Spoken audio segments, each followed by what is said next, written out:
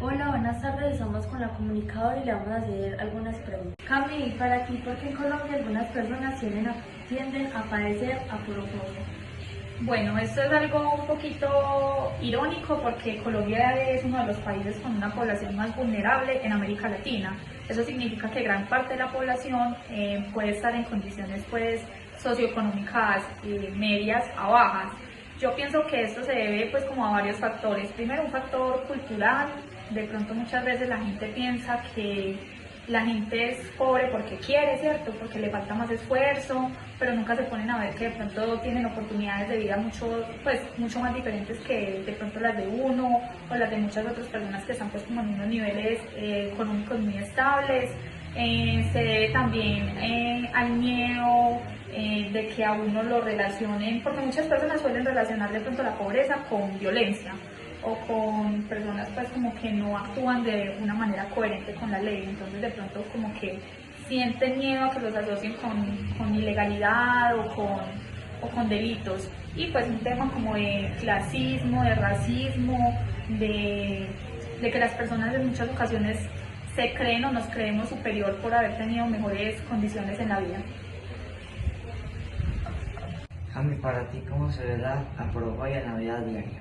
Bueno, yo creo que a veces normalizamos mucho este tema, desde chistes que vemos en redes sociales un poquito denigrantes o clasistas y que nos parecen muy divertidos, hasta en sitios como donde se brinda atención al público, que de pronto llega una persona que por su aspecto físico, digamos, la gente asocia pues como con pobreza y no se le da la misma atención que si llegara alguien pues como de la clase alta. Lo mismo de pronto en los servicios básicos como de salud. Es una realidad de que en muchos lugares, por ejemplo hospitales, de cómo, pues dependiendo de cómo te veas, te tratan. Entonces, pues eso por una parte. Y por la otra también pienso que de pronto en casos de emergencia es muy común, por ejemplo, en las ciudades, en las grandes ciudades, que si una persona solicita ayuda o en algún momento de pánico y si por su aspecto lo ven un poco humilde, por llamarlo pues como de alguna manera, la gente no recurre a socorrerlo como con rapidez. En caso contrario de que si fuera alguien pues como que usted físicamente la ve muy bien, recibe de pronto ayuda más rápido que una persona que de pronto no. De esa manera yo creo que podemos evidenciar y pues en muchas ocasiones más, yo creo que eso es algo pues como que en el día a día nos encontramos. Y lo que te decía ahorita de los chistes en redes sociales, hay por ejemplo cuando hay temporadas de pruebas a ver o IFES, suelen hacer muchos chistes de que con ese puntaje no llega ni siquiera a vender Vive 100 y puede en el momento ser gracioso, pero es un contexto cultural y social pues como importante que estamos ahí afectando. Estamos con el profe Cárdenas y hoy le vamos a hacer dos series de preguntas sobre la aporofobia. Bueno, primera pregunta.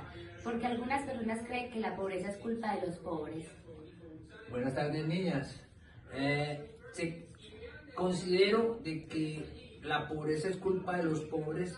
Es un concepto más bien de diferentes personas, depende del enfoque que lo tomen, en la cual se cree que la persona pobre es perezosa como por naturaleza. Y yo creo que no es la realidad, que la persona pobre tiene un potencial.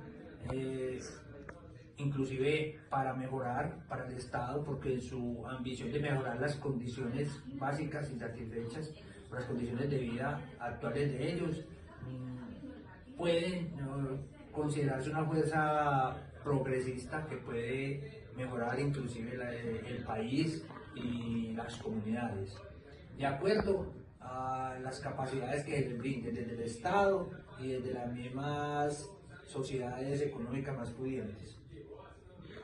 Bueno, la siguiente pregunta es, ¿cómo se puede ayudar a las personas en situación de pobreza? Yo creo que a las personas en situación de pobreza se les puede ayudar de diferentes formas, empezando desde darles a entender que son un potencial y una fuerza productiva muy importante para el país y para el desarrollo comunitario. Y que a partir de ahí, de la necesidad de cumplir sus necesidades básicas, el Estado, como decía ahorita, el Estado y el poder productivo o económico más pudiente de las naciones y de forma privada y de otras entidades pueden construir proyectos productivos en los cuales esa pobreza se vaya superando. A través del tiempo se puede considerar que los pobres no son pobres si lo miramos de diferente punto de vista, porque una cosa es la pobreza económica y otra cosa es la pobreza intelectual, la pobreza social, que en la apolofobia se refiere más a la parte económica, pero debemos de entender que esas clases desfavorecidas, esas clases económicamente menos pudientes, tienen riquezas en la parte intelectual y en la parte de saberes que nos pueden ayudar a mejorar las condiciones de vida de los demás. Hola, mi nombre es Michelle Pérez, soy del grado 11.1 y hoy le voy a hacer unas preguntas sobre la aporofobia al profesor Cristian.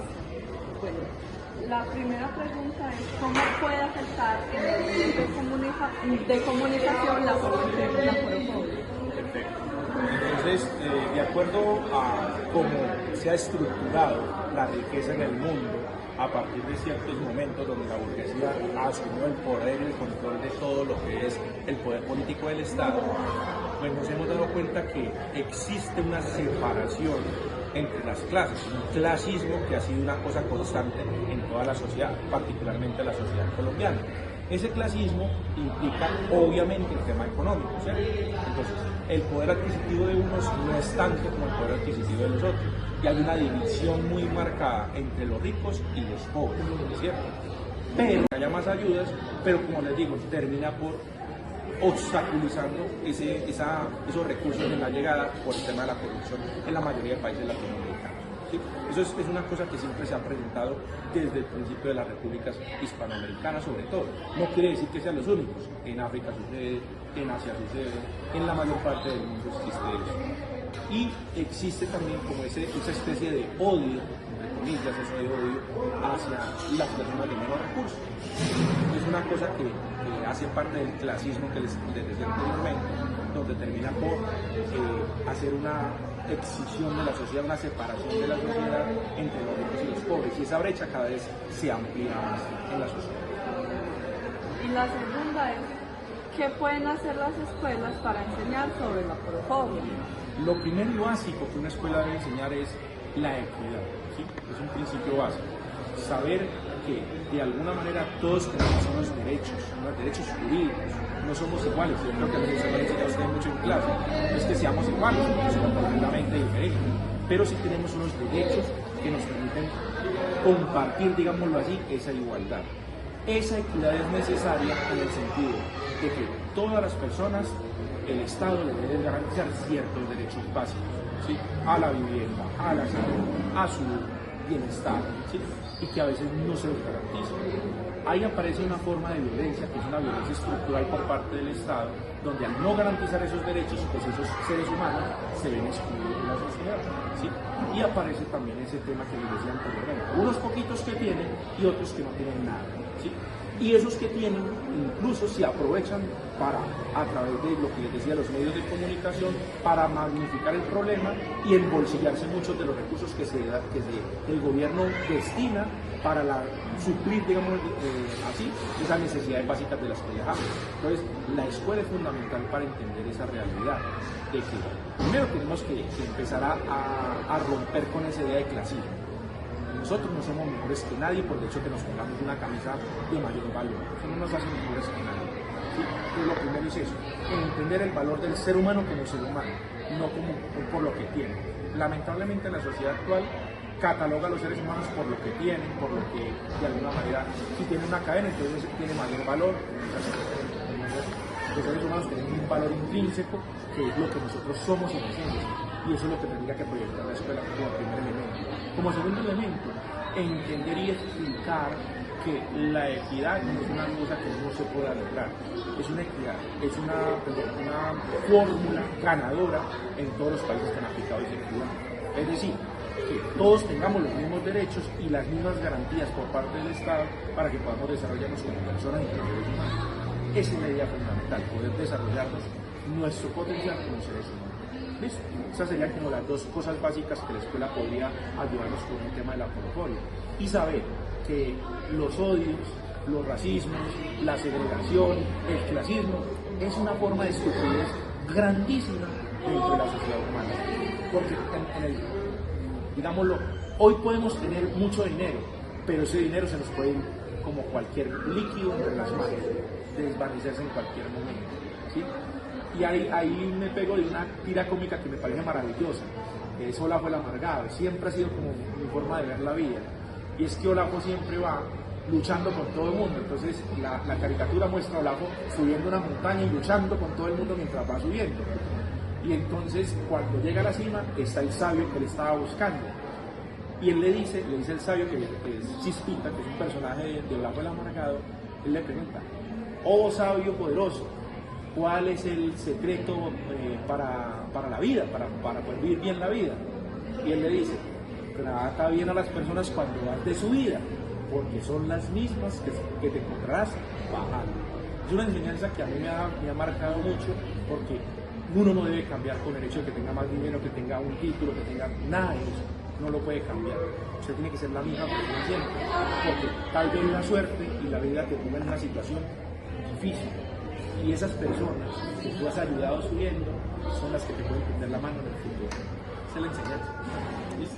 Muchas gracias. Con mucho gusto, que estén muy bien. Bueno.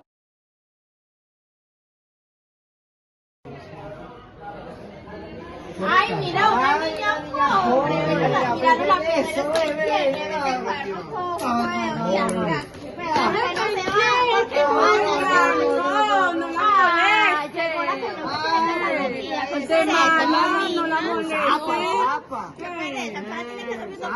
de mala, oiga.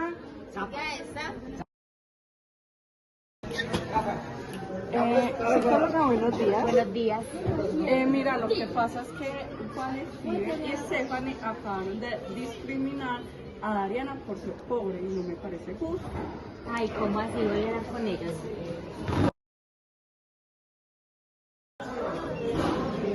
Buenos días, muchachos, ¿cómo están? Muchachos, cuéntenme qué pasó con Dariana. Sí, me contaron que usted le estaban diciendo unas cosas todas malucas a ella por ser pobre, que yo no sé qué.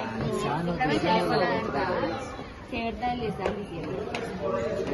Ay, ¿cómo así? ¿Por qué le están diciendo eso? Porque... Ay, no, eso no se hace. ¿A usted le gustaría que esa persona le hiciera lo mismo que usted le hicieron a ella? Eso no se hace, muchachos, reflexionen. Por favor, quiero que a ellos le pidan disculpas de lo que ustedes hicieron. Tomen conciencia de lo que hicieron. Eso no lo vuelvan a hacer, por favor.